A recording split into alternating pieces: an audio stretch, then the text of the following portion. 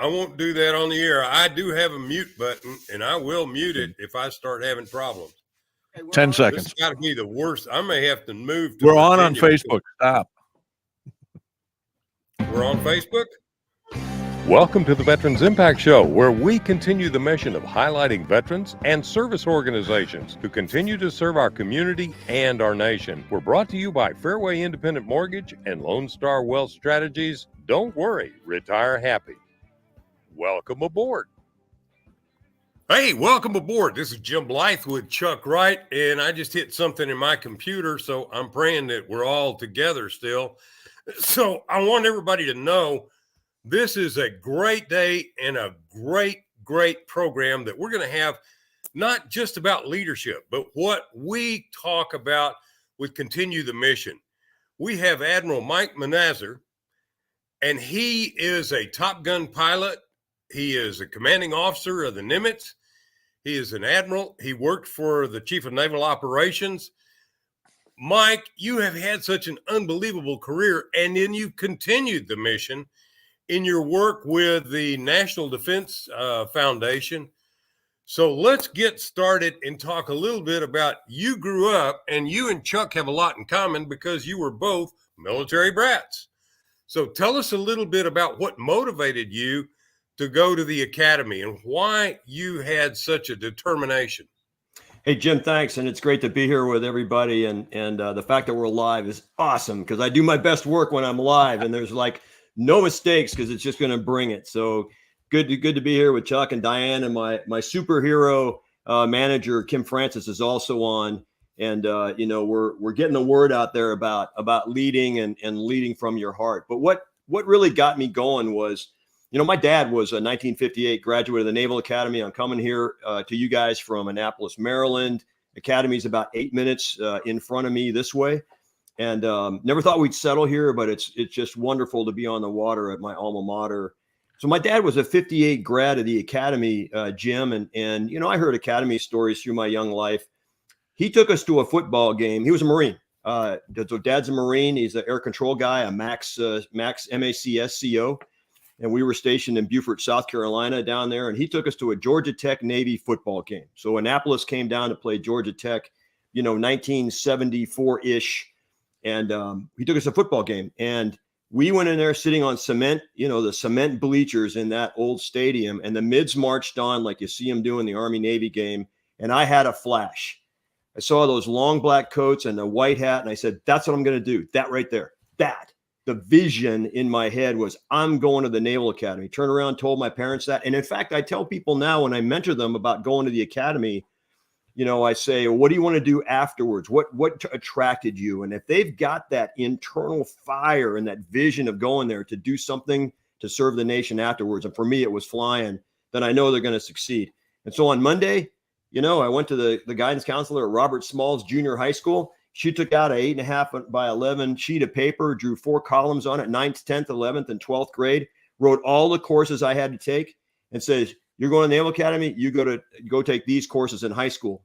I went to 4 high schools, like much of our veterans here who were military brats, moved around a lot and had to adapt. I went to 4 high schools. First thing I did when I went to each high school was walk in and say, I'm going to the Naval Academy. I need to take these courses. Boom, they'd help me out. So my mentors through that process helped me get to Annapolis. Without a doubt, one of the most interesting things about reading about your career, you were a CO of the Nimitz. That was a new class of carrier when it came out. And as we talked about, my CO was the plank holder commanding officer. Chuck, you corrected me on that.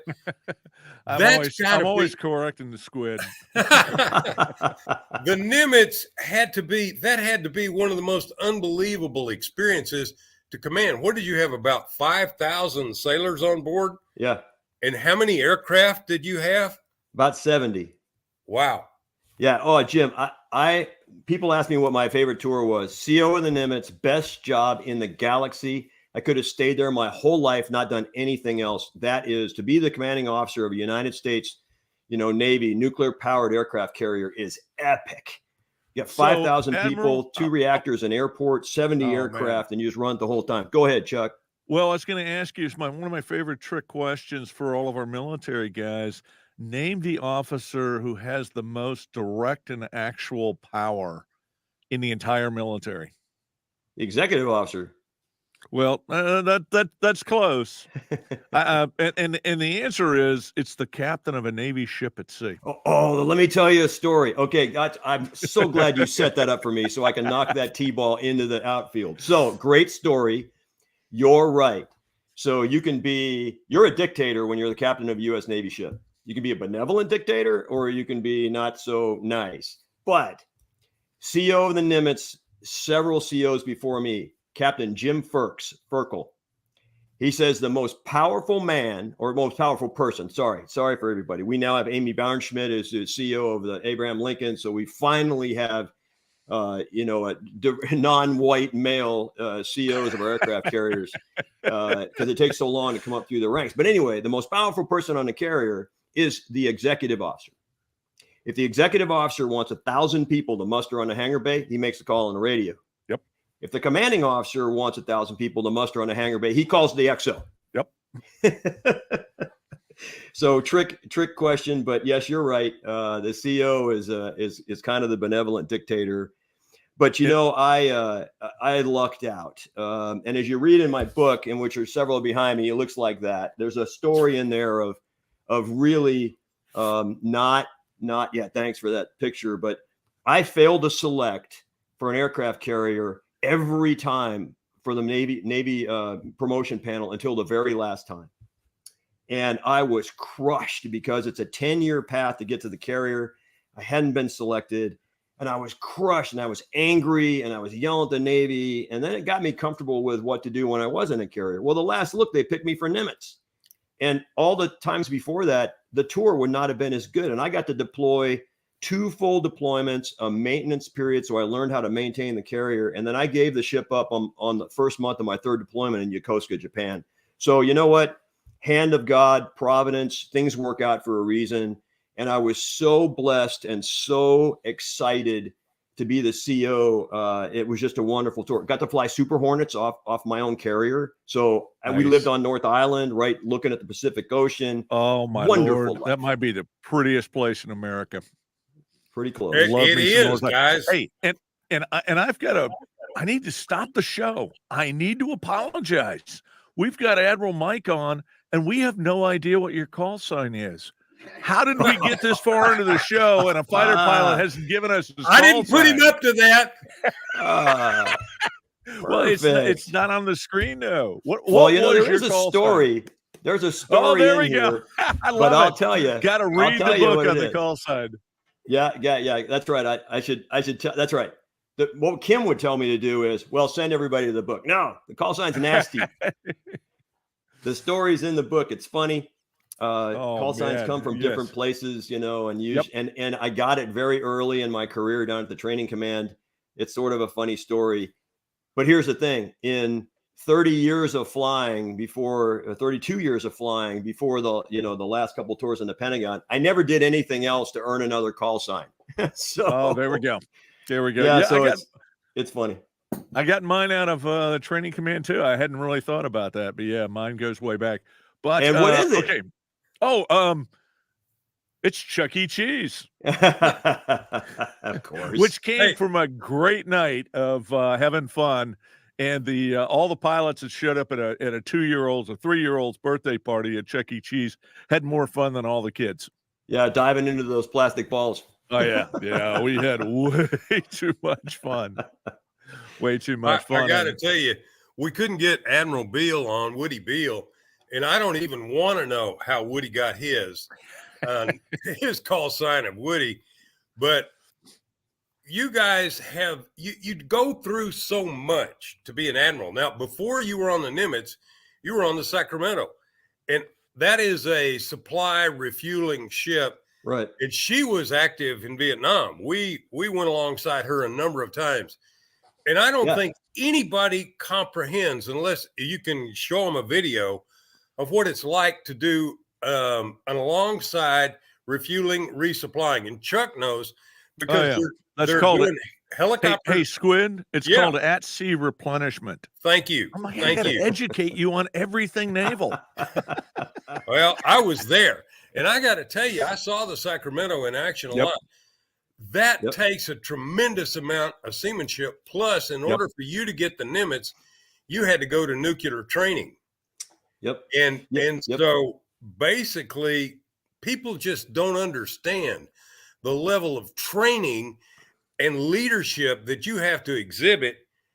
And that brings me, and I'm segueing to your book, because I want to get into a conversation about this book, Lead to Win. Well, hey, Jim, let me describe what you just summarized real quick for our listeners. How does a fighter pilot get to be the CEO of an aircraft carrier and then an admiral, after that? By the way, I'll re-segue your segue into the book. This book is full of failure.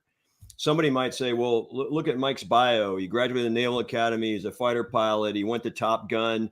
He got to command an aircraft carrier. He's a 2-star admiral. Oh my gosh. I mean, like, how do you do all of that? I'll tell you what, it was failure after failure after failure.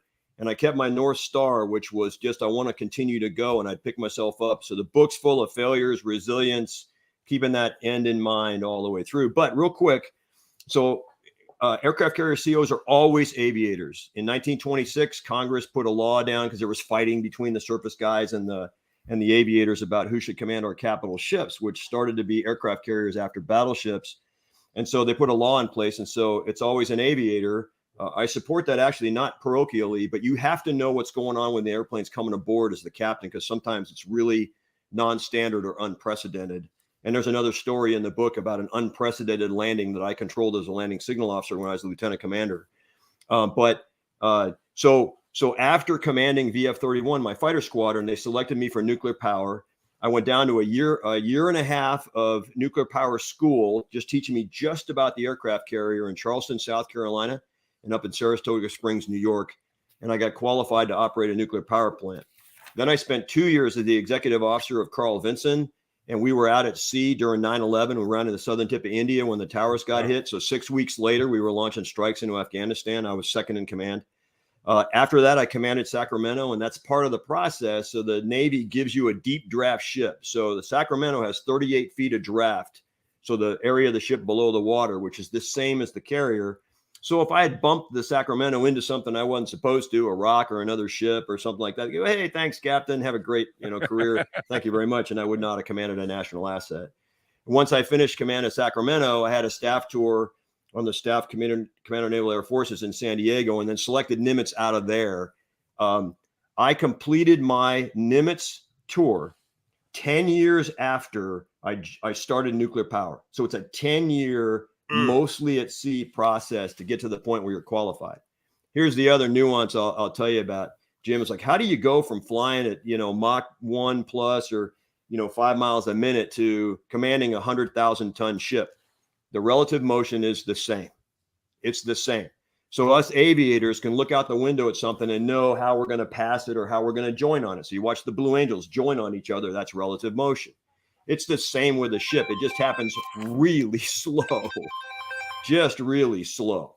And so you have to worry about it. Although when you get a 100,000 ton ship moving, that's a lot of momentum. So to your point about the unreps, I did 175 underway replenishments as CO in Nimitz. So 175 times alongside, CO of Sacramento, 175 times alongside, 13 knots through the water, tied together with 7 rigs moving gear and fuel across. And you learn how to drive and what it looks like when you do that. Because I also would go alongside another supply ship, take on stuff to give to the carrier and the ships in the strike group. The trick is you're 160 feet apart. And so when the Sacramento was the guide, 13 knots on course that I'd brief to the carrier, then the carrier would move around like that and stay within 160 feet. And it's that trick that's really cool. One of the things when we come back to continue the conversation from words from our partners, I got to tell you, if you've never been at sea or you've never seen a replenishment, an at-sea replenishment, it's one of the most amazing things and one of the most dangerous things in the world. So, man, what a great leadership lesson. All right, we're going to be right back after these words from all of our partners. And Chuck, I got to tell you, man, you need to stay away from the cheese because, you know, it's not helping.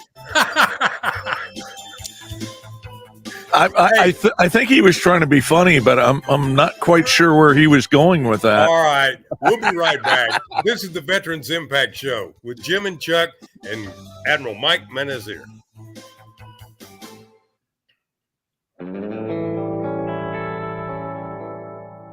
Welcome back to the Veterans Impact Show, and thanks to our sponsors, Fairway Independent Mortgage and Lone Star Wealth Strategies. Now, let's continue this great conversation. Hey, and as we're getting into this great conversation, I want to take just a second and thank our producer, Nathaniel Smith from Ascend Podcast. The guy does incredible work. And the lovely Mrs. Diane Blythe in the booth here with me today. Jim has been... Jim's on the injured reserve list and is streaming in from home. We're having an incredible conversation. We've used great too many times. We're not allowed to use that again the rest of the show. We have a limit on the number of adjectives we can use. But we are talking to Mike Manazir. Admiral Mike, former commander of the... Oh, I've just been... You need to hand these to Jim. No. We have all the adjectives on here, and we check them off as Jim uses up our allotment. We give Jim a hard time, but we love Jim. But we are talking about, when we're talking about leadership, and this has been a little bit of a trend that a lot have noticed. The motto of the show is Charlie Mike, which is continue the mission. And one of the things that the military is really known for is leadership. And so we want to start to dive into the book. Can we throw the book up? Lead to Win. And there, yes, we do a lot of discussion about leadership. It is, as you drill into it, leadership, and Admiral Manazir is going to talk about it. Leadership is not management. This is not about management styles, although it comes into play. Leadership is not unique to the person in charge.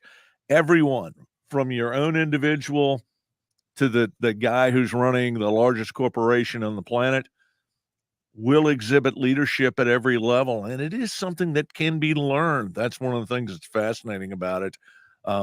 One of the finest institutions that trains leaders are our service academies, the West Point, Annapolis, the Air Force Academy, and the Coast Guard Academy. So, Admiral Mike, talk about that. Let's start with, what was your inspiration to write this book? Man, I tell you what, you guys, these aren't even softballs. They're a ball on a tee that I can hit into next week. First and foremost, yes, I got to go to a premier leadership source, the U.S. Naval Academy. But my observation through 36 years of naval service, and now after that, is all of our veterans, if you have served in the military and any service, as I work in business, it is epically obvious that the people who have military service are fundamentally better leaders than those that don't. And the reason is because we teach leadership at every turn in the military. Navy, Marines, Air Force, Army, Coast Guard, Merchant Marine. We are taught leadership, and you have real life examples every day, every minute, whether it's making a decision about the propulsion plant that you have to use or your small team leadership. And I'll tell you, the small team leadership, the U.S. Marines are the best at small team leadership, because the sergeants and the corporals are taught, you take your team down and you go do this mission, and you're not going to need any other help to go do this. And you come back and tell us you accomplished your mission. And they do all of that. So small unit leadership grows to large unit leadership.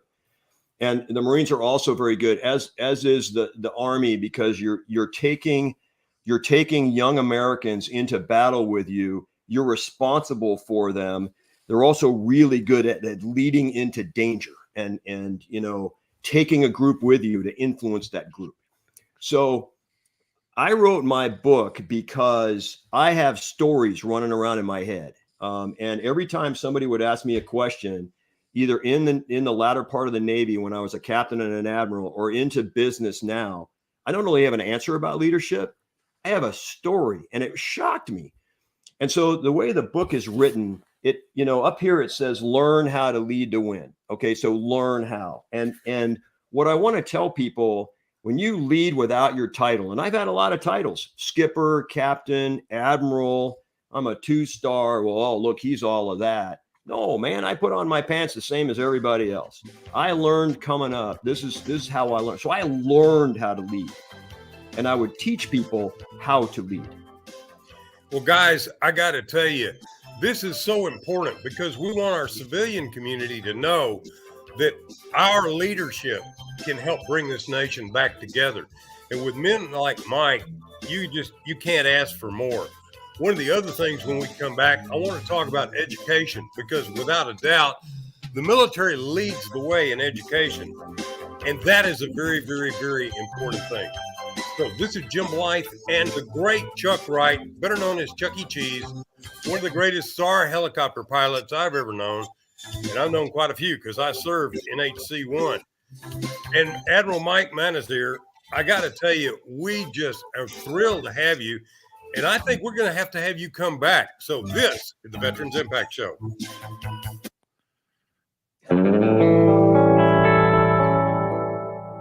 Welcome back to the Veterans Impact Show, and thanks to our sponsors, Fairway Independent Mortgage and Lone Star Wealth Strategies. Now, let's continue this great conversation. Hey, guys, welcome aboard. This is a great conversation, not about leadership, but some of the stories we're hearing are incredible. And if you want to know what is the Navy all about, it's all about men like Mike and Chuck and me, who served and really had the time of our life. One of the things that I think is so incredible is that my company Fairway supports this. And so my NMLS number is 311548 and their national MLS number is 2289. So we got the lawyers off our back. That problem's taken care of. Yeah, that red light was blinking, so good thing we got that out of the way. Yeah. And that's like a wave off if you don't get it. So basically, Mike, let's come back and talk about, if you don't mind, also your involvement in the National Defense University. Yes, sir. That I started looking that up, and I was amazed. That sounds like all of the components of the Naval War College, the Army War College, and all you're doing. But this is so important because it broadens out to a much broader base, and you got 5 colleges within this university. And then it's amazing. In one segue, he has tangented 3 different times. Well, that's hard to do. But let's talk about your work at the National Defense University, and we'll bring that back to talking about leadership in the book. Yeah, it's all wrapped together. We started before the break into talking about how military trains leaders, and to the civilian audience out there, learning how to lead from military leaders, learning how to lead from those around us. And by the way, I don't mean to diminish people who grow up without military service and learn how to lead in the commercial world. We share insights with each other. I've just found that commonly, without much work, a military veteran is able to step into a leadership role because they do that in all the services. So the value of service is huge. And so at the National Defense University, which is at Fort McNair in Washington, D.C., there are 5 colleges. There's 2 main universities. The first one is National War College, which primarily focuses on education of our national security leaders in the United States and our allies. There's over 100 countries that send their senior military officers to the National Defense University, and those foreign officers often go back and they are secretaries of defense. They are chiefs of their services. I mean, they are scattered around the highest levels of country leadership when they go do that. So the National War College, it focuses on national strategy. So the policy, strategy, things like that of national security. And then there's the Eisenhower School, which used to be called the Industrial College of the Armed Forces. And what the Eisenhower School focuses on when you go there is the running of the defense industrial base. So defense companies and the government itself and how they interact to provide warfighting power for United States defense. Those 2 colleges go together. I call that university the house on the hill. because it is the preeminent joint professional military education facility in the United States. All the other service colleges have high quality training and teaching and master's programs focused on their service. So then the Navy War College in Newport, the Army War College in Carlisle, the Marine Corps War College in Quantico, Virginia, they are also very high end, but focused generally on their service. And so the National War College raises it to a joint level. What I do is I'm the chairman of the board of the National Defense University Foundation. And like all foundations that exist between government organizations that take appropriated funds from Congress and the needs of the university that are not filled by appropriated funds, the foundation fundraises for the things that National Defense University needs that Congress doesn't appropriate. So we separate that non-appropriated funds and appropriated funds. And so I run a board of highly, highly qualified folks from industry, from the civilian world. We get advised by the president of the National Defense University, Lieutenant General Mike Plain, and he tells us and works with my president, James Schmeling, on how to meet those needs. And so we solve the financial needs of National Defense University as they train our future national security leaders. And the folks come in at the 05 and 06 level from the United States and overseas, all services. And we also send industry and industry fellows and civilian folks into the National Defense University as fellows to serve right in those seminars with our military senior leaders. That is incredible. One of the things I'd like for our civilian audience to know is now you're at the top level when you're talking about Admiral Manazir's National Defense Foundation, but going back to my experience, the Navy taught me how to learn. The Navy had the best educational systems. And at that time, we were in Millington, Tennessee. They had done a deal with the University of Tennessee. So the point that I want to make is, if you want to learn how to learn, go into the military, in my opinion. And once you learn, and one of the best things they did in every class is the classes were taught typically by senior enlisted. Well, everybody knows admirals don't run the Navy. Chief petty officers run the Navy. Right, Mike? That's right. Well, I'm going to segue back, but I'm going to segue to a story that Admiral Manazir was talking about when you were talking about your life. As a very young man, you were very driven and you were very dedicated. One of the problems that I see, and my son has recently graduated from high school, and I see this, we have an entire generation of kids that, to quote a Rolling Stones line, they're adrift on the ocean. They do not have direction. They do not have a sense of purpose. And so, Admiral Manazir, you had a real advantage over them. But the one thing that I want to come back to, and we really aren't, and we probably should get paid by the military recruiting services, because we are very pro-military, and we realize that there are opportunities there. And that's the word that I would like any young people that are listening, to the parents of young people, to think about, is the opportunity. And we keep talking about, because we're a couple of male chauvinists, or a trio of male chauvinist pigs, but the opportunities for women. And you were talking about, we now have the first woman commander of an aircraft carrier. I can remember the first time I walked into a ready room and smelled perfume. And it was like, it was this, what the heck moment.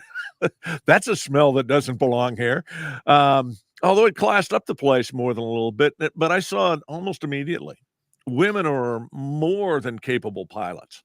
I'd hate to say this, but more than a few of them were better pilots than I was. And no pilot wants to admit he's not the best stick in the world. But to talk about a little bit about the opportunities for these kids that are a little bit without direction. And there's a lot of reasons for that. One of them is we've gotten away from the concept of service. But Admiral Mike, talk about that a little bit, and these opportunities that the military is helping to create. Yeah, let me. There are a couple of things here I want to talk about and be very, very clear about. So the first one is the transition to military into combat roles, or women into combat roles in the military. that occurred back in the early 90s. We're well past that. We are so far past that. There's no more discussions about, who the gender or the race or the, any other diversity issue about the capability of pilots. We're just, you go in the ready room and you do your job. Yep. Number 3 Blue Angels right now is a badass fighter pilot, and she just joined the team this year. And you watch her fly. Okay, there's no question about who's the best out there. So we're well past the idea that that occurred in the early 90s and before. My class in 1981 at the Naval Academy was the second class that admitted women, and there was this turbulent time of, how is this going to work because of what you're talking about and where we were. But we're really well past that. Second, I don't agree with the statement that our current generation is adrift fully. They're not fully adrift. The quality of the candidates, and 1 out of every 10,000 to get into our service academies, the quality of the entrance in the plebe and cadet classes that are in the academies water your eyes, just absolutely water your eyes. And it's, I think the media plays up that our younger generation is adrift. They're different. And so as an inclusive leader, and I write about this in my book, you have to include everybody, no matter what their background is, and Gen Z, a millennial, a boomer, an old dude like me, and a 23-year-old rock star female comes in and thinks completely different than me. You got to be inclusive about that, and you will have better results. I was driven because I had a vision. My 2 kids, they're 39 and 35 now. They didn't have a vision. And I would say, hey, you want to, you ought to go do, oh, Dad, you knew what you wanted to do when you were in 8th grade. Oh, yeah, I did. And, people talk to me sometimes, and I have a excellent new set of friends in Dallas right now named the Gallos. Michelle and Matt Gallo have a son named Thaxton. Thaxton is in 4th grade. He already wants to go to the Naval Academy. He came up to me at a book signing event, and he says, how does this no kidding, his first interaction with me, staring up at me, he has a metal model of a F9 Cougar in his hand. I said, hey, you know what that is? And he goes, yeah, F9 Cougar. How do you tell the difference? He kind of pointed at it right here. And he says, where did that fly? Korea. And then he says, how does the F-14 roll without ailerons? Okay, this guy's in 4th grade, and he already knows what he's going to do. So we need to mentor those people, and we need to, bring them along. And so that inclusive leadership is really, really huge. I thought that was another thing I was going to point out as well, but that's, leading those people and showing them what's possible. And I think for the parents that are out there, and the last point I'll make, because I'm kind of on a soapbox here, is just look for the opportunities to guide your child into, oh, I know what it was. We do need national service. We should have some kind of thing. And I know the people that are leaning a little bit different direction than me wouldn't want a mandatory national service like they do in Israel. But there's some kind of thing. There are parents out there. I have a great friend here in DC that tells his kids, I don't care what you do, you're going to serve the nation. Yep. Some civilian thing like a Peace Corps, you're going to go into one of the military services in there and you're going to go serve the nation. But hey, Chuck, you've got it right. You go into the military, there are gigantic opportunities to get educated and to learn a trade. Well, obviously, Mike. Oh, I'm sorry, Chuck. Go ahead. Okay. Well, you did have your hand up, but okay. For those that are listening going, why are they even more? Unfortunately, Jim, as I said before, is on the IR, so he is streaming in. So we're kind of a little bit out of sync here, but we're having a lot of fun. Great conversation going on. But I wanted to touch on the point that you were making, that the combination of educational opportunities. One of the things that Jim and I have stressed since we began the show in 2015 to our employers. And what will happen is an employer will look at a veteran coming out and he'll say, well, I can't plug you in tomorrow to fix widgets in this department. And the counter to that is, you're absolutely right. You might have to train this veteran up just a little bit. But let me tell you what that veteran's going to give you. He's not running to you every 15 minutes with another challenge. You're going to tell him what you want accomplished, and he or she, and I want to make sure we say that because the opportunities are even stronger, I believe, for women, believe it or not. they're not going to come to you. They have got the education, the leadership training, and they're going to figure out. They have had responsibility at very young ages to accomplish the mission. So if it's producing 1,000 widgets this week, they're going to figure out how to do it. And they're not going to be running to you every 5 minutes for direction on how to do this and how to do that and how to do the other. It's something that is more valuable than the time it takes someone to be educated. One of the things, too, that I want to point out, because we're talking to a Navy admiral who commanded an aircraft carrier, who served with the CNO, who served with the Department of Defense. But what if you want to be a doctor? You have any idea what the cost of medical school is? But you could go through the Navy's program, the Army's program. You could get all of your tuition, everything your college paid for, and be a medical doctor. And Chuck, you've made a point in the past, because you recruited attorneys for JAG, that they could immediately go into the court and start practicing law. There are so many opportunities. You talk about cyber, and Mike, you were talking about cyber things, and especially in what I read about the National Defense University.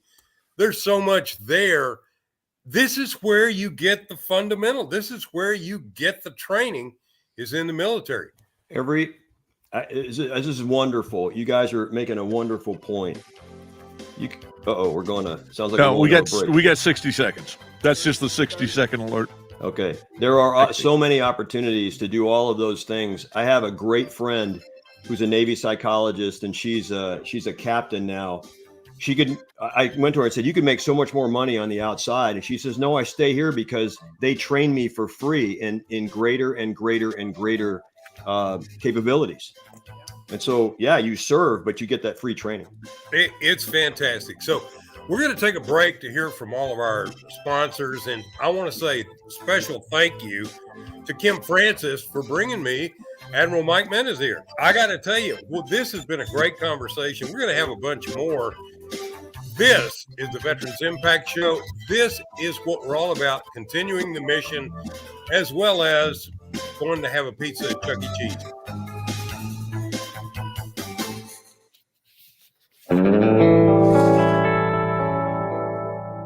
Welcome back to the Veterans Impact Show, and thanks to our sponsors, Fairway Independent Mortgage and Lone Star Wealth Strategies. Now, let's continue this great conversation. Hey, welcome aboard. We're about to bring this program into the docks, so I got to tell you, I don't have an opportunity to meet really great men as great as what we have had this opportunity today. Thank you, Mike, for being on board. I'm sorry, I'm wounded, and I'm also suffering from allergies. We got the worst allergy season we've ever had. I think we talked about the advantages of being in the military. I also want to say stories excite people's imagination. You remember a story, correct? Yeah. That's the way to go. So please, again, tell us about your book, So Lead to Win. Yes. Yeah. So how we can get it. This book, so you go on Amazon, which is where, or you can go on my website and just click an easy button on the website. Yeah, right there. That signed collectible means I'll sign it for you and we'll send it to you. But this book is about seeking the opportunities in a Navy career. So there's 33 stories in here about how I learned how to lead and how I took the opportunities that I learned in the Navy, to then, learn how to lead people, learn how to influence. That extends now. I've been almost 6 years in industry. It's the same. Leading from your heart and not with your title, leading with empathy and connecting with people, influencing people so that they don't want to disappoint you and you don't want to disappoint them. That's how you do it. And the book is 33 stories. And so I have great stories. They're great because, they're great to tell people. People tell me they're great stories. For me, they're great memories. But then what I do is, in this book, there's 33 leadership lessons and they're tied to the story. And so as you go through the book, you read about, how I failed here and then learned to come back, or I learned how to learn people's names and how much that meant to them when I did that. And then I learned how to come back from, with fear and be able to, succeed, or at least not kill myself. And so telling stories and describing to other human beings how you succeeded in a particular situation is always better and more memorable. The cool thing is I got to do cool stuff in the Navy. And so That's why I've got all these flying stories and ship driving stories. And there's 12 on the cutting room floor, because I actually came up with 45, and the editor says, no, we'll go to 33. So there's another book in here somewhere. But you know what? I'm going to tell you one last point, and then you can keep me on the stage or get me off the stage. I wrote this book for an extremely selfish reason. Extremely selfish reason. I want more people to lead like I did. Like I learned how to lead like I do, from the heart, no title. Whether you're a manager or a CEO or a president or an admiral or a captain or some muckety muck, you don't run around going, hey, I'm the muckety muck. When I was the dictator of Nimitz, I could have run around going, I'm the captain. You must obey me. I didn't. I ran around and I was influencing people. Hey, this is cool out here. Let's go. What's your good idea? Bring back the good ideas. And they knew that I was down there with them and I was going to lead with them. And when you do that and connect with people, especially when you have a title that's the gradient is huge, you know, kind of between you and a petty officer, the fact that you take the time to interact. And Chuck, you know this in the Marine Corps. If the general came by and put his hand and said, Chuck E. Cheese, man, you're the best pilot I ever did. You're on cloud 9 for a month because the general clapped your shoulder. You know, and he was a pilot just like you, maybe a helicopter guy, a legend like Assassin McCorkle in the 46 that shot that guy in Vietnam and tried to take over the helicopter, Marine general. And, if you are an approachable executive and you influence people with your empathy, you're going to gain so much more out of your team. They're going to be a high performing team. If you lead with your title, your team's going to back off. They're not, they're going to be afraid to fail. They won't try. Morale will be lower, and you won't achieve really what you want to achieve. You might be successful, but you won't get a high morale team. It has been an incredible day. It always goes way too fast. I've still got a half a dozen questions I want to ask. Bring me back. We absolutely. We will bring you back. We've had Admiral Mike Manazir on the book, How to Lead to Win. Absolutely outstanding. Put it on your reading list. I can't wait for next week's show. This is going to be Chad Graham, who is the president of the Herschel Woody Williams Foundation. Woody Williams was our last surviving World War II Medal of Honor recipient. I am proud to say he was a friend of mine, Medal of Honor recipient, and he will be on next week, so tune in.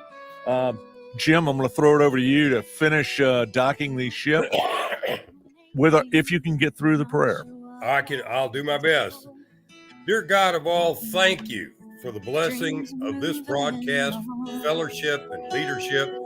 Thank you, God, for protecting our military and first responders. They protect us. Dear God, give our nation's leader the wisdom to reunite our nation so that it can continue to be one nation under God, indivisible, with liberty and justice for all. Amen. Guys, this has been too great a show. Yeah, absolutely has. Dallas. We need to get you on the stage here in Dallas. Absolutely. Can't wait for a book signing down here. Show. We'll be back next week with an even better show because Chuck gets to lead it and I get to take care of a memorial service for my wife's mother. Ooh. Thank you for being on board. Thank you, Michael.